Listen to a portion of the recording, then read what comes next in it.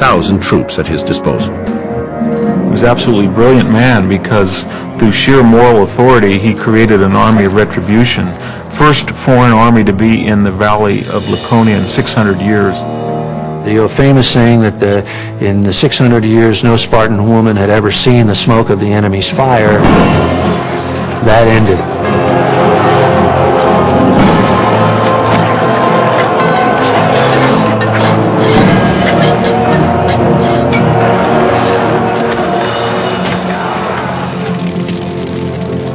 In response, Sparta did what it had never done before.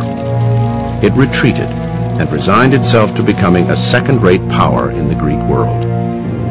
The tide of history was against Sparta, the demography was against Sparta, the geography was against Sparta, and then its luck ran out when it met a man like Epaminondas. After the liberation of Messenia in 370 BC, Sparta would never again rise to the level of power it had once enjoyed in the Greek world. They fell from their own success. They had lived in a sort of a hothouse, hermetically sealed environment of self-reinforcing virtue, and they were not inoculated against the corruption and the temptations that they came into with success. While other city-states now claimed the spotlight, Sparta was a shadow of its former self and became a kind of living museum. In fact, during Roman times, it was a kind of Spartan theme park, where leaders like Hadrian might have come to observe the locals and admire their now quaint ways. The great historian Thucydides said that when future generations would look upon Athens, they would think that Athens was 10 times greater than it actually was, and that Sparta was 10 times smaller than it actually was. The Spartans had very little to parade before the world or to bequeath to posterity, because their houses were simple, their temples were simple. Once the power of Sparta dwindled, there would be very little left for people to look at. Whereas in Athens, it did not simply survive, it is there for the entire world to admire. But the Spartans did leave behind their legacy. And even before the smoke had cleared, Athenian thinkers resurrected the nobler aspects of Spartan society in their own city-states. They pioneer constitutional government and checks and balances. They set a precedent that the other Greeks follow. Many Greek cities had very nasty civil wars. Spartans not. What was the secret? The ancients couldn't decide amongst themselves, as indeed we can't. Was it a democracy? Was it an oligarchy? Was it a bit of each? But something about it enabled it to persist over a very long period of time, and therefore to inspire a tradition of political theory which was very concerned with stability. They were really thought of as a kind of an ideal of Greek civilization, of virtue, so that Socrates, Xenophon, Plato, the Republic was sort of based to a large extent on the actual polity of the Spartans. They were thought of as the way it should be.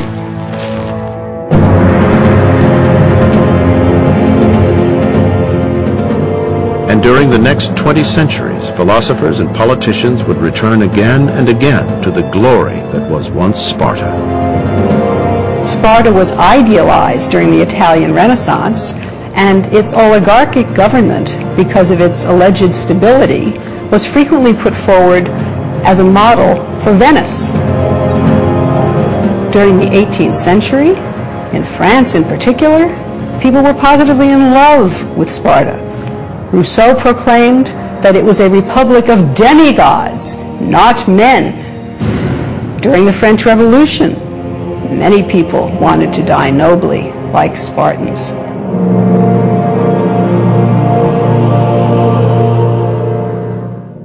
During the American Revolution, Sparta was an inspiration to those seeking to create a stable, democratic country.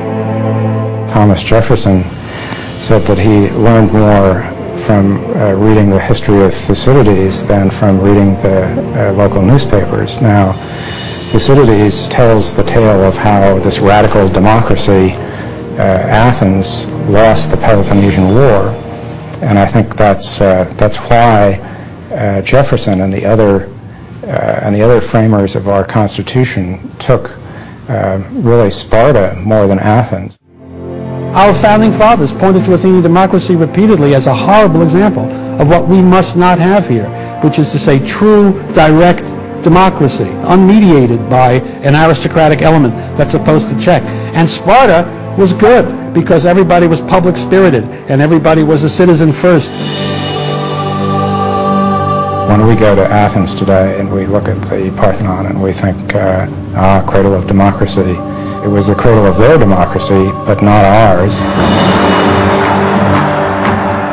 In the 20th century, however, Sparta was embraced not by emerging democracies, but by individual leaders attracted to the more nefarious aspects of Spartan society. Nazi Germany looked to Sparta for an ideal because the teaching of Sparta was introduced into the national curriculum. Hitler and many of his friends spoke warmly about Sparta. Hitler expressed the wish that other countries might become helots for the German warrior caste. In a way that's very similar to both Russia and Nazi Germany. The idea that if you coerce and regiment people into particular groups and you have a strong central government that controls everybody's lives, you will have a strong military for a while. But ultimately the contradictions of Soviet society or German society or Spartan society are manifest. And so I think it's legitimate to see the origins of totalitarianism in the Spartan society. The lessons to be learned from Sparta continue to influence society even today. The Spartans were the creators and the founders of what we can call Western military discipline. And that's going to be an enormous Western advantage through Greece, through Rome, through the Middle Ages, through the Renaissance, until we see today. Western armies simply have a different idea of what constitutes discipline.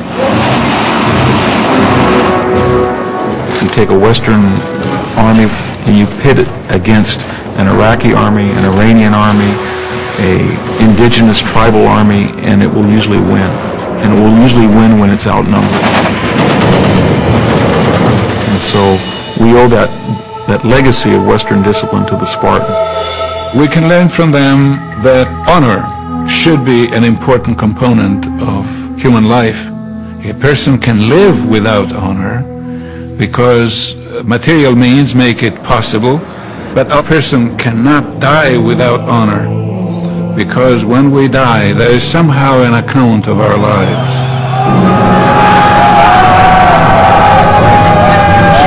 But Sparta's greatness is tempered by the fact that many people paid a terrible price for Sparta's achievements. They had to subdue all sorts of human qualities which are necessary for a decent and properly functioning human being. It provided them with excuses for degrees of cruelty and selfishness and narrowness. The degree to which they accomplished superiority and honor at the cost of freedom, even their own freedom, is a caricature of what human flourishing requires. It can be said that in the end, Sparta got what it deserved. Modern societies have an advantage. They have the hindsight of history to take the best that Sparta had to offer and discard the rest.